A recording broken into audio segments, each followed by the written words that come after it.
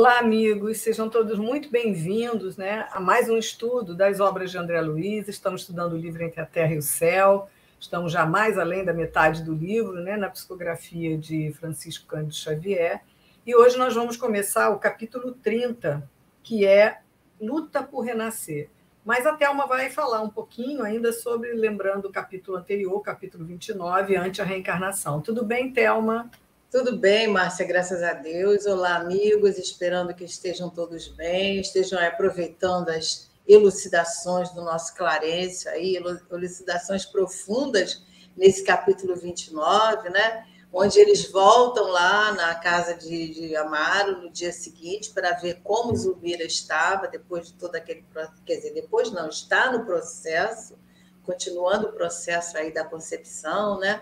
E eles retornam lá e o Clarencio começa a responder alguns questionamentos de Hilário e do próprio André Luiz em relação à gravidez, em relação ao processo encarnatório de Júlio, aos problemas hereditários e tudo aquilo que ele vai passar agora nesse período de desenvolvimento, né, para estar reencarnando no mundo físico. Então é isso, acho que o capítulo foi muito consistente, né?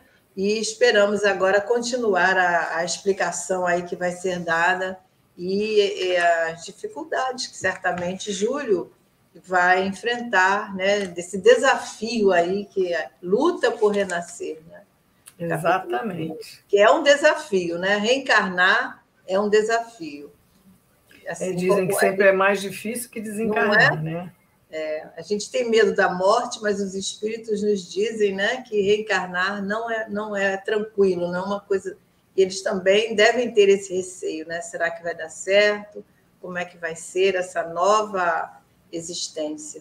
Então vamos lá, a Márcia vai ler agora para nós. Vamos nós. Então, luta por renascer, né? Estamos no capítulo 30, faltando 10 capítulos para terminarmos o livro, né?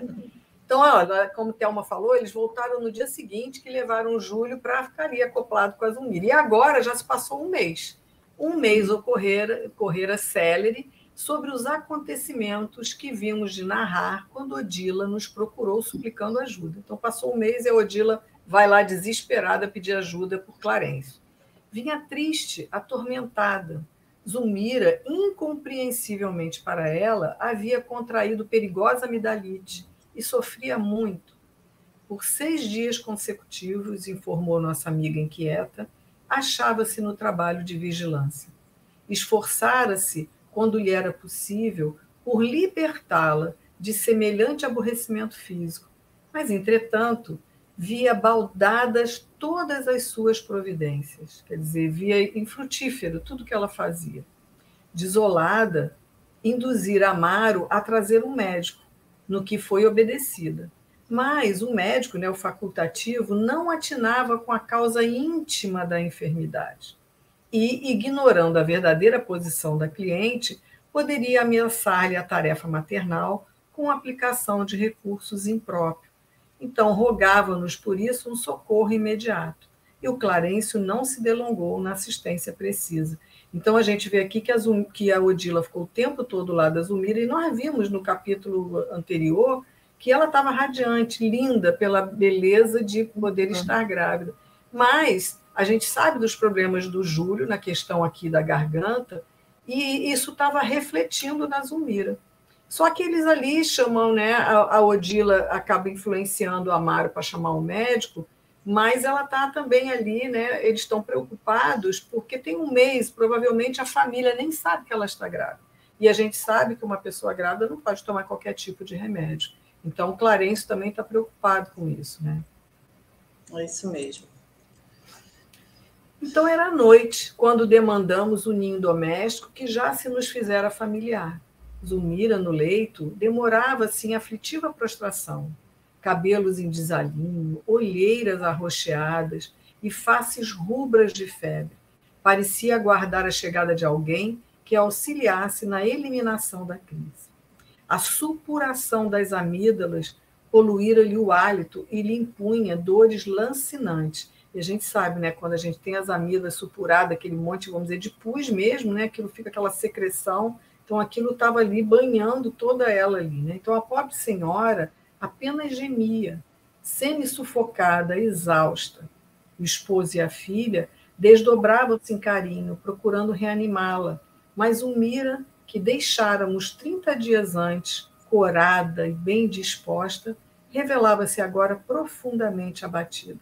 Drogas variadas alinhavam-se em prateleira próxima. Olha, ela estava ali cheia de remédio para tomar, né? Eu acho interessante como é que isso aí é reflexo, né, do espírito que está ali, né, junto dela, se preparando para reencarnar, trazendo todas as suas dificuldades, né? E ela, a gente viu aí no capítulo passado que foi falado, né, que ia acoplando, né, o espírito da mãe com o espírito do Júlio. E aí ela está absorvendo, né, todas aquelas dificuldades que ele O Júlio sente, tem, né? Que ele sente, né? que ele está trazendo as suas mazelas, né? E aí ela está repercutindo no corpo da mãe, né? Interessante. Exatamente. A gente vai entendendo, por exemplo, quantos problemas que às vezes a mulher grávida enfrenta, de repente começa a aparecer determinadas situações e a gente muitas vezes nem pensa, né, que pode ser a influência daquele espírito. E, na verdade, só é isso, né? Clarence vai falar bem sobre isso. É bem interessante esse capítulo também, para a gente entender muitas coisas que acontecem nas gravidezes. Nas gravidezes. Então, o nosso instrutor examinou-as cuidadosamente e, percebendo-nos a admiração, disse comovido: Zulmira reclama nosso concurso diligente. Precisamos garantir-lhe o êxito na missão esposada. Carinhosamente aplicou-lhe recursos magnéticos, detendo-se de modo particular na região do cérebro e na fenda glótica. A doente acusou melhoras imediatas. Reabilitou-se o movimento circulatório. A febre decresceu, propiciando-lhe repouso, e o sono reparador surgiu por fim, favorecendo-lhe a recuperação. Olha que interessante. Olha, ele pega para dar o passe nela, aqui na questão da garganta, na glote, onde estava assim, mas no cérebro, olha, na região do cérebro. Por quê?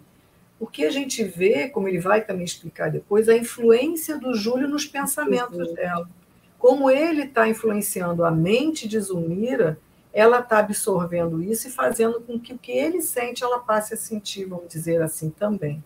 Então, o que Clarencio ali aparentemente está trabalhando? Que ele está desanuviando esses pensamentos da mente dela para que ela possa pensar em outras coisas e não nisso que ela está deixar sentindo. Envolver, né? Exatamente. Aí Hilário indagou sobre a causa da moléstia insidiosa que tão violenta se apresentara, ao que Clarencio respondeu seguro. A questão é sutil. A mulher grávida, além da prestação de serviço orgânico à entidade que se reencarna, ela é igualmente constrangida a suportar-lhe o contato espiritual, que sempre constitui um sacrifício quando se trata de alguém com escuros débitos de consciência, que a gente sabe que é o caso do Júlio.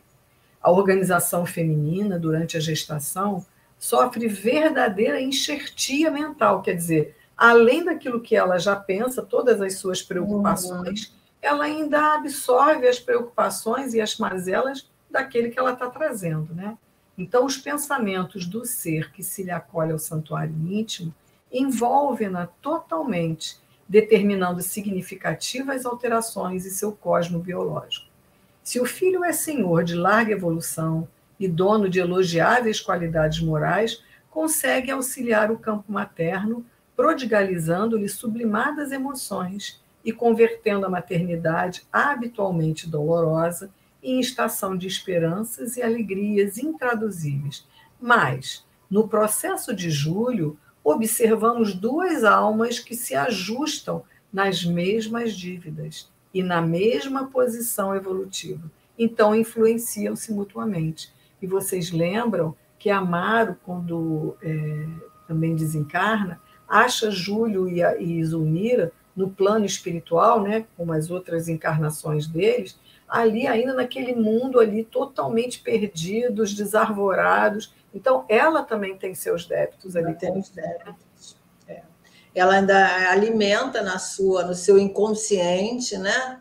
E aí, como é um processo muito sutil, naturalmente, ele também deve sentir, né, essas, digamos assim, essas vibrações ali que se cruzam e é um processo involuntário, né? E é uma simbiose, né, entre eles, né, Thelma? Mente a mente, né? Então, eles estão ali, um influenciando o outro. Então, o que a gente tira de lição disso, né, Thelma? Da mãezinha que está ali, é tentar fazer o possível para que você tenha os bons pensamentos, prece, pedindo ajuda, para que não só também tenha força e nos acalme, mas que também, como a gente às vezes pensa que o serzinho que está ali é só um serzinho em formação, mas a gente esquece que ali tem um espírito. Então, que a gente tenha que também fazer prece por ele, para que ele se acalme, para que ele, sabe, bendiga a nova experiência que ele vai ter. Então, essa questão, cada mãezinha tem que ter aí, né, ter essa consciência é fundamental. Essa questão da gestante, a responsabilidade que ela tem naquele momento ali, porque ela é a única que tem, assim, nesse âmbito aí, a influência, né? Nesse espírito. E com a prece, ela pode... Porque a gente não sabe quem é esse espírito, né? Que está ali encarnando. Quem é essa alma que traz as dificuldades? A gente lembra de novo lá de Segismundo, né, que não deve também ter sido um processo muito fácil ali, no caso que eram diferentes, né, a proposta de a evolução do outro, mas a gente lembra que ele tinha um débito muito grande com o pai, né? Então, exatamente, a gente vê essas situações surgirem no ambiente onde a gestante está presente e a gente não sabe, muitas vezes, que influência está acontecendo, né? Desse espírito que se prepara. E aí o ministro fez uma longa pausa, tornando aos passes a benefício da Zulmira, né? E Odila acompanhava-o atenciosa. André Luiz nos diz que de todos nós parecia ela mais preocupada com as lições. Ela estava vendo ali uma oportunidade de aprender para tornar-se mais útil, né, no processo. Então, findado alguns instantes, o Clarencio continuou. Se Zulmira atua de maneira decisiva na formação do novo veículo do menino, o menino também atua vigorosamente nela, estabelecendo fenômenos perturbadores em sua constituição de mulher. A permuta de impressões entre ambos é inevitável, e os padecimentos que Júlio trazia na garganta foram impressos na mente maternal, que os reproduz no corpo em que se manifesta, não é isso? Porque a gente está cansado de saber que tudo que a gente manifesta primeiro nos pensamentos, tudo, em algum momento ele vai repercutir também, repercutir lá. Por isso a gente viu naquela imagem ele dando passe também na questão do cérebro dela para que, né, aqui nos pensamentos, para que ela pudesse desanuviar, né, desses pensamentos que o Júlio estava imprimindo ali nela, né? Isso. E lembrando também que o Júlio, ele desencarna agora por, entre aspas, culpa dela, né? Que na verdade foi um processo, mas na outra existência foi também por causa dela, quer dizer, débitos. Ela abandona ele pelo Amaro, que na época era Esteves, né? Se eu não me engano, né? Por causa dela, quer dizer que são débitos bem graves. Estão ligados, né? Estão ligados, ungidos mesmo, né? Então, a corrente de troca, o ministro continua, né? A corrente de troca entre mãe e filho não se circunscreve à alimentação da natureza material, que a gente sabe, né, que a mãezinha alimenta com sangue, com outras substâncias. Estende-se ao intercâmbio constante das sensações diversas. Os pensamentos de Zulmira guardam imensa força sobre o Júlio, tanto quanto os de Júlio revelam expressivo poder sobre a nova mãezinha.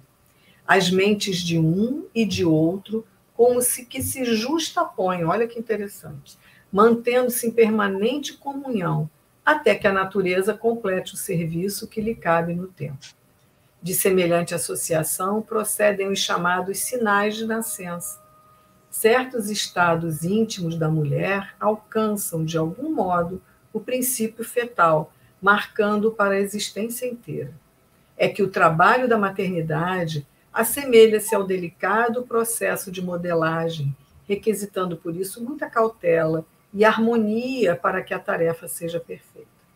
Em seguida, o ministro, com devoção paternal, levou a efeito diversas operações magnéticas de auxílio à cavidade pélvica, afirmando a necessidade de socorro ao útero, em vista de complicado e difícil desenvolvimento de Júlio reencarnante. Quer dizer, tem todas as questões, né, Thelma? A questão mental, a questão ainda, né, a dificuldade do Júlio. Então, ali ela estava passando por um processo bem difícil dessa gravidez, dela seguir adiante, né? O que é interessante é que todos os personagens passaram por um período onde tiveram seus esclarecimentos, né? Onde foi conversado sobre as questões que envolviam e puderam entender. Você vê o caso da Odila, né? A Odila deu uma guinada, assim, né? De 360 Júlio é que não, né? Júlio continua ainda... Júlio não passou por isso. O Júlio não teve esse esclarecimento, ele não teve condições de passar por esse momento, de rever as questões, né? Então, ele traz toda aquela carga emocional, vibracional ali e vai estar nessa permuta aí com a mãe, né? Que vai assimilar, porque a mulher grávida parece que... Eu estou falando isso por mim, mas eu acho que isso existe, ela abre os canais, ela fica mais sensitiva, né? Mais sensível. Então, ali ela tá absorvendo. Aliás, ele fala, né, sobre isso, como um filtro, né? Então, quando ele falou do alambique no outro capítulo, né, que ela estava funcionando como um alambique, trabalhando aquelas substâncias, né? Então, isso no emocional também deve ocorrer. Então, ela está ali, ó, absorvendo todas as sensações, emoções, sentimentos daquele espírito que está e vivenciando isso, né? E olha que importância, Thelma, porque e as gravidezes que são indesejadas, o quanto que a mãe também é a rejeição, o quanto que essa mãe influencia também a esse feto que está ali. E você imagina o sofrimento desse espírito que passa ali, né, por aquele sentimento de rejeição da mãe, né?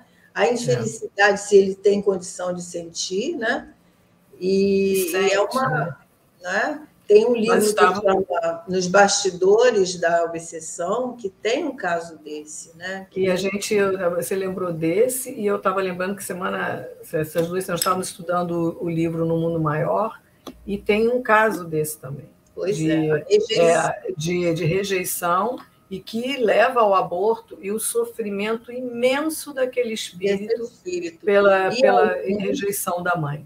Isso. E alguns se tornam depois vingativos. Algozes, né? Algozes, né? Porque eles vão querer tirar... Vingança, né? Vingança, tirar a limpo essas questões, saber o porquê da rejeição. E muitas vezes são espíritos mesmo que já tiveram, né, as suas dificuldades. E isso é muito delicado. E a gente vê, quem trabalha com gestante, a gente vê muitos casos desse, né? A mãezinha que chega ali e, às vezes, no princípio da gravidez, eu não queria, eu não quero, eu vou, né, dar, eu não quero ficar com essa criança, né? Então, a gente se coloca ali no lugar do espírito, né? Que sofrimento, que prova, que expiação, né? E é interessante aqui, esse de semelhante associação procedem os chamados sinais de nascença. Olha, a mãe influencia a tal ponto, né, que às vezes vem algum sinalzinho de nascença, alguma coisa no corpo físico. Marcando ali, né, aquela dificuldade. A influência da mãe, né? A influência da mãe sobre o feto ali também. Como é séria, né, esse período, como é sério esse período de gravidez, como ele fala aí, né, que não é só essa troca de nutricional, né, entre a mãe e o bebê. Existe aí muitas questões mais profundas e a mãe, nesse caso aí, ela pode ajudar e pode prejudicar, né? Exatamente.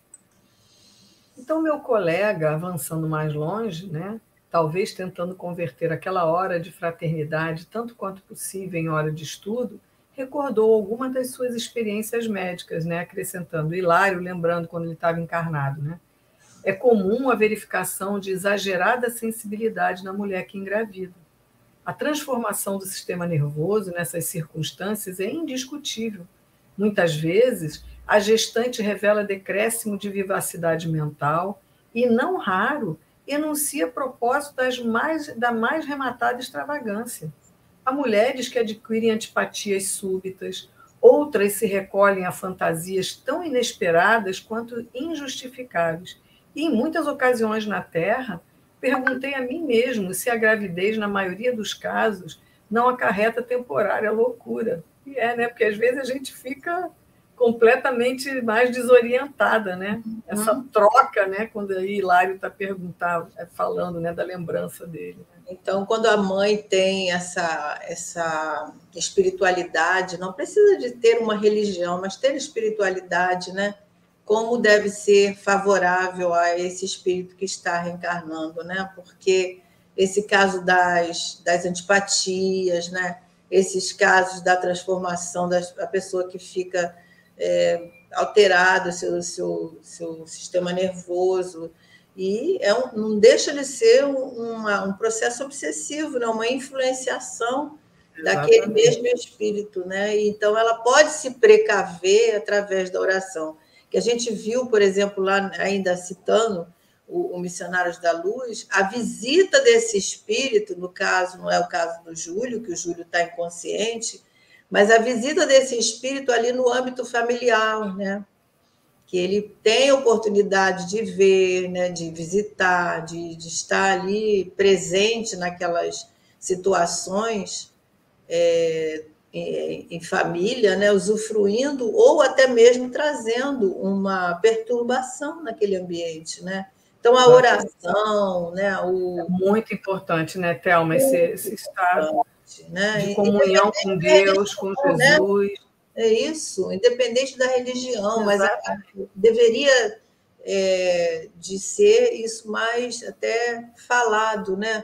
Essas questões, e infelizmente, só mesmo nos âmbitos religiosos, né? Nos centros espíritas, né? São falados, não sei nos outros grupos onde fazem atendimento à gestante, né? Porque é importantíssimo falar sobre essas questões, né? É um período difícil, não é um período simples, né? Difícil e delicado ao mesmo tempo, né? Porque conforme ele falou aí antes, se for um espírito que tenha uma certa evolução, pode ser um período maravilhoso para aquela mulher. Mas e quando não é, né? A gente está num planeta de provas e expiações. Na verdade, encarnam entre nós espíritos endividados, né? Precisando dessas orientações. Então, é por isso que a gente sabe que a evangelização ela começa no ventre. Exatamente. Né? Ela começa no ventre, é o momento de você estar... Conversar com o espírito que está ali. Conversar com o espírito, para que ele se sinta amado, né? Para que ele se sinta protegido ali, no caso. E quando a gravidez, que a gente estava comentando há pouco, é indesejada, essa companheira precisa de orientação nesse sentido, né? Isso é uma coisa que nos fala muito, muito fundo no nosso sentimento, porque é uma situação delicada para o espírito e para a mãe que está enfrentando esse período. Bom, aí o orientador, né, Clarence, falou, a explicação é muito clara. A gestante é uma criatura hipnotizada a longo prazo. Tem o campo psíquico invadido pelas impressões e vibrações do espírito que lhe ocupa as possibilidades para o serviço de reincorporação no mundo.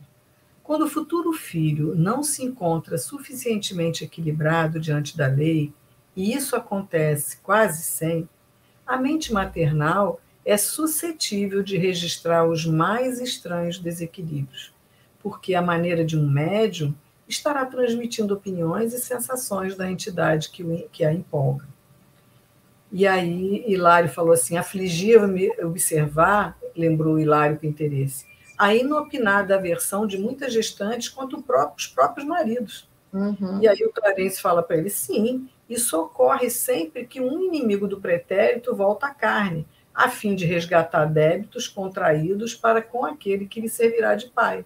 Então é muito natural, né? Porque se ele emana a partir dela, então a mulher começa também a ter aversão. Vai passar, tudo isso vai passar, mas naquele momento, né?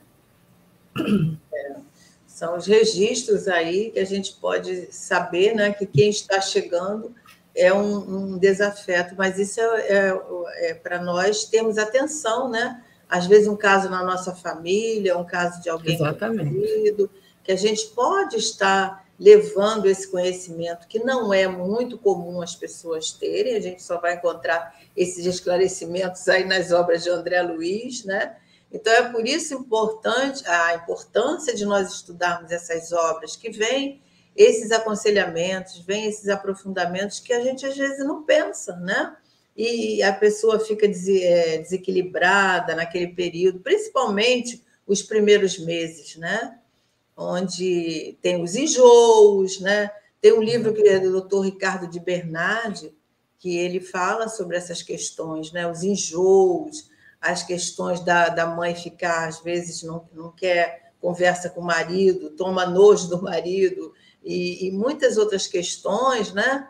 Que a gente sabe que envolve aí essa realidade do espírito que está ali encarnando, né? Me lembra que nas minhas 2 gravidezes eu tive muito enjoo. Pois é. Ele diz que o enjoo pode ser uma forma de você não estar aceitando aquela gravidez, né? Tem mulheres que passam os 3 meses enjoando, muito sério mesmo, é um período difícil, né? Aí só lá pelo 4º, 5º mês é que vai melhorar. Então a mulher passa a detestar a gravidez, né? Porque... Nossa, mas eu nunca detestei a gravidez, não, mas é difícil. Mas é difícil.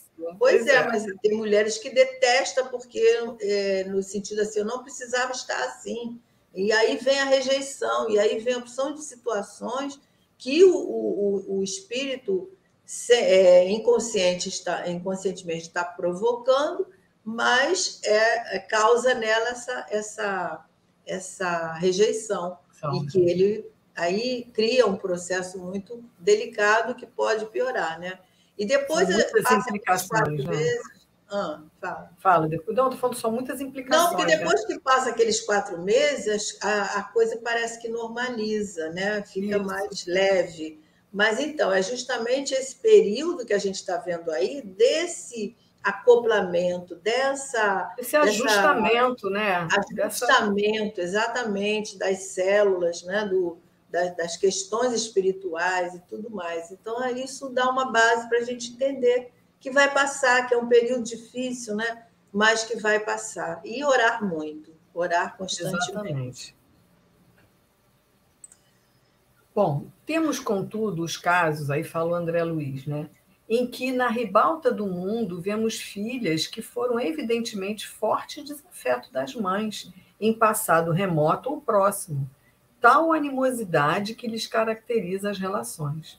Reparamos que, em tais ocorrências, as filhas são muito mais afins com os pais, vivendo psiquicamente em harmoniosa associação com eles e distanciadas espiritualmente das mãezinhas, que por vezes tudo fazem debalde para quebrar as barreiras de separação. Em ligações da nossa natureza, surgirão obstáculos à reencarnação? André Luiz pergunta, né? Aí o Clarencio responde, de modo algum. A esposa, por devotamento ao companheiro, cede facilmente à necessidade da alma que volta ao reduto doméstico para fins regeneradores. E, em se tratando de alguém com intensa afinidade junto ao chefe do lar, vê-se o marido docemente impulsionado a oferecer maior coeficiente afetivo à companheira, de vez que se sente envolvido por forças duplas de atração. Sob a dobrada carga de simpatia, dá muito mais de si mesmo em atenção e carinho, facilitando a tarefa maternal da mulher. Olha que interessante, né, Thelma? É muito interessante, mas a gente vê que nem sempre isso ocorre, né? Não, Porque pois é. existem aqueles espíritos que reencarnam, né, no corpo feminino e que têm problemas sérios com a mãe a encarnação inteira, né? São inimigos do passado, que a gente sabe que retorna, aquele cadinho familiar ali. A gente sabe que está aqui nesse desafio, mas às vezes a gente não consegue levar adiante, né? Não consegue. Então, a gente vê, por exemplo, esses casos da mãe, da filha dar preferência ao pai, só ouve o pai, né? Aquela ligação muito profunda que, às vezes, pode causar problemas sérios dentro do lar. E até questões de ciúmes mesmo, né, Thelma? Exatamente. Então, isso tudo ocorre. Quer dizer, o ideal deveria ser essa forma que Clarence está falando, né? Do marido perceber essa dificuldade, aceitar, e ajudar, né? Não tirando a autoridade da mãe, tentando ali equilibrar, vice-versa, os dois caminhando com o companheirismo, mas nem sempre acontece isso. Nem sempre. Então, acontece os ciúmes de mãe, né? Separações dentro da família por causa de questões que surgem, complicações, conflitos, e a gente sabe que os consultórios dos psicólogos estão cheios desses casos. Exatamente. Então, são os nossos quadros, né, dos nossos lares, que, conforme Martim Peralva nos fala, né, nossos lares, eles não são lares que albergam espíritos afins, né? Geralmente afins, né?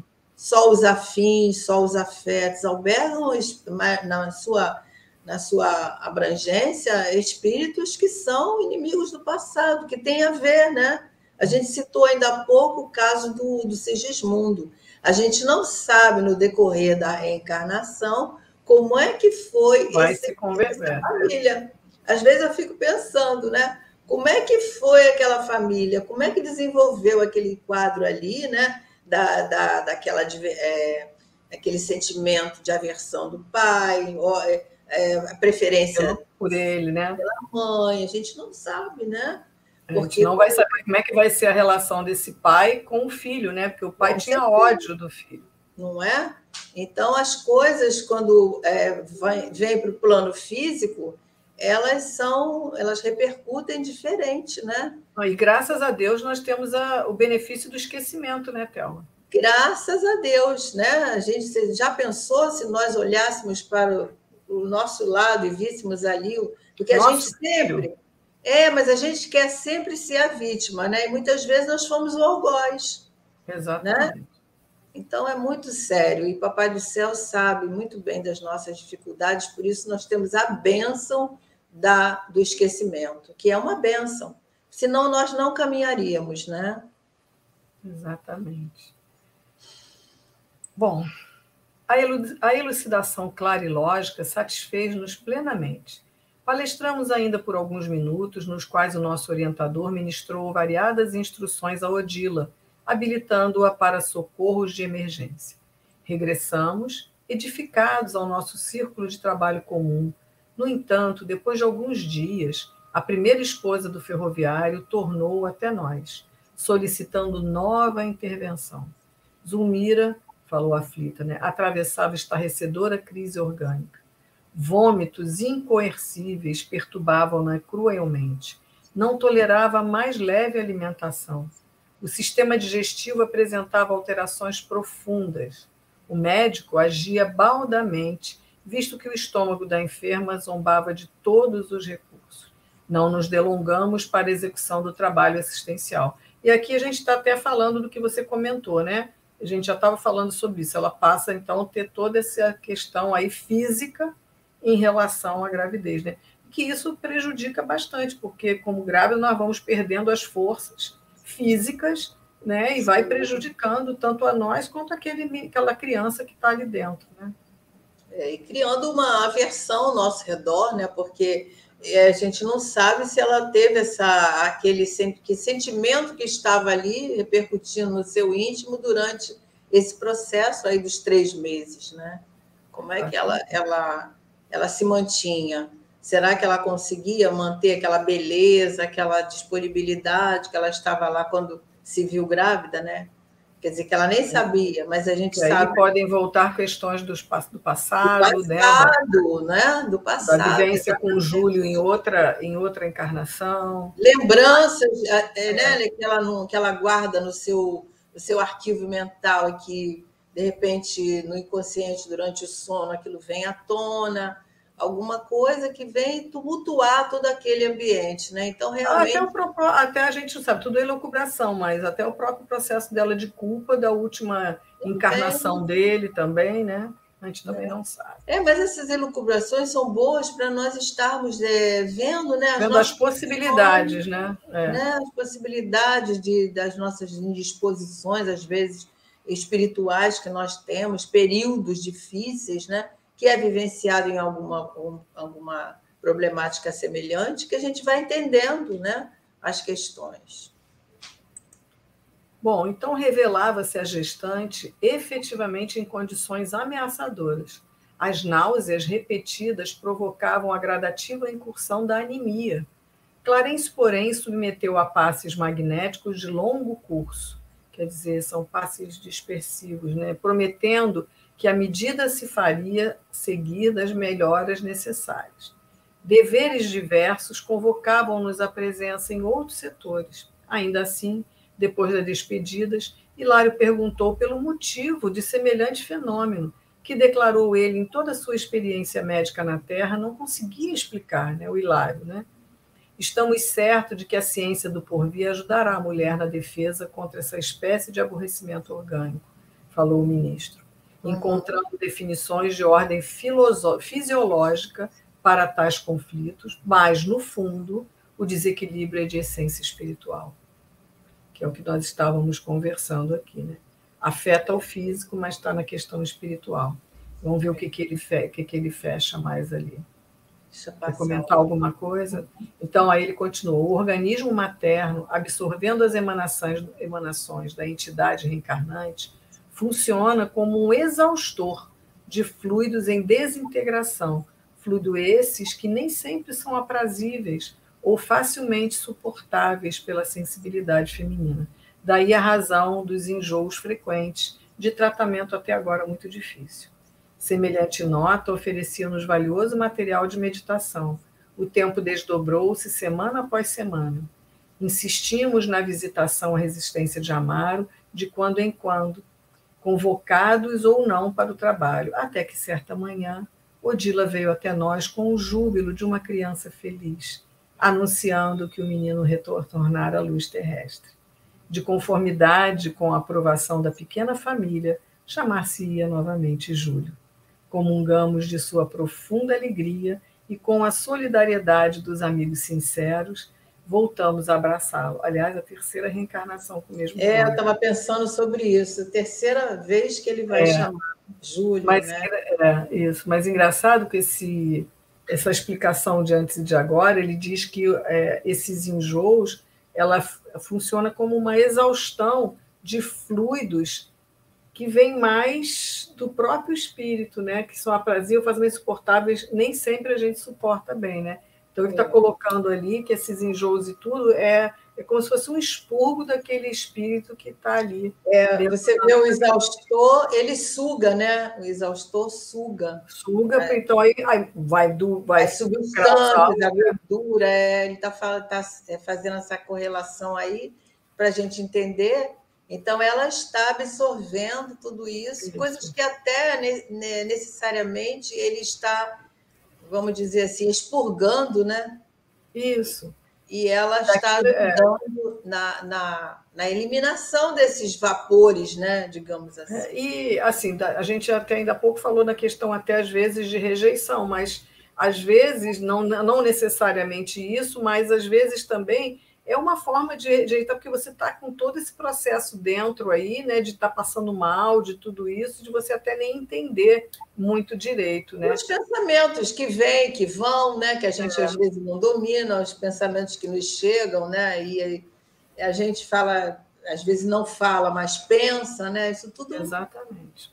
são Reflete aí, né? é Então é muito assim, né? ensinamento, né? Eu acho que Exatamente. Coisas que a gente, nossa, se quando eu fiquei grávida soubesse de tudo isso, né? nossa, como auxiliaria, né? Não é? Às vezes a gente se preocupa tanto com o enxoval, com a cor do quarto, né? Com os móveis, as coisas materiais, né? Mas isso é muito bom, porque a gente vai dar um bem-estar ao nosso filho, ao nosso neto, algum. Não, e é o nosso prazer também, né? De ver aquilo tudo Também, com tanto também. carinho, com tanto Não vamos cuidado. abrir mão disso, né? Mas além dessa preocupação material, física, a gente tem que se preocupar com esse bebê que está chegando, né?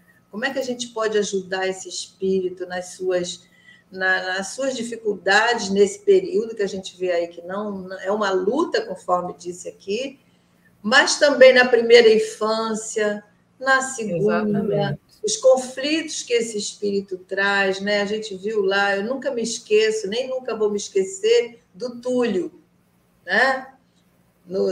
E a vida continua, né? Continua. Que ele trazia todas aquelas dificuldades, né? Então, a gente vai aprendendo com esses espíritos a conviver melhor com os nossos familiares, né? A ver onde que nós podemos nos melhorar aí para ajudar aquele espírito que, como nós, está no caminho, né? Exatamente. Então é isso, amigos. Terminamos aqui o capítulo 30. Vamos nos ver na semana que vem, se Deus quiser, e nós temos a certeza que Ele vai querer, e que vocês possam ficar bem, sob os cuidados de Jesus, sob as bênçãos do nosso Mestre. E até lá, né, Thelma? Até lá, se Deus quiser. Um beijo, um abraço no coração de todos. E não nos abandone, estejam aqui semana que vem. Até lá, Márcia. Tchau.